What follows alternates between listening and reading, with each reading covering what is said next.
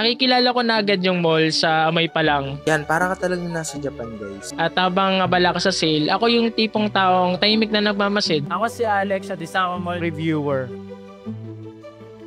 Halos tumatagal lang ako ng 15 to 20 minutes. Nakatulong na rin yung medyo may background ako sa photography kasi nakikita ko na agad ano yung magandang angle ng mall. Ano yung pwedeng feature, ano yung nostalgic, architecture, kung merong mga istorya, especially yung matatagal na malls. Naalala ko kasi, ilang beses talaga akong nawawala sa Glorieta. Ang dami rin pala nakaka-relate. Doon ka na naisip i-content. Hindi po, ate!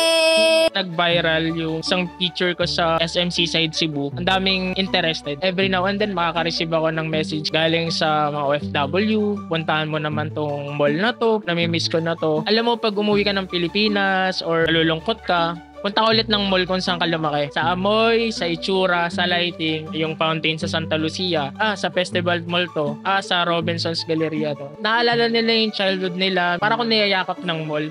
Nag-research din ako, but sometimes, mas gusto ko rin i-surprise yung sarili ko. Like for example, sa mga provincial malls, Robinson's Naga, parang, uy, kaya nitong mag-match up sa Manila Mall nagulat ako na ang ganda pala niya.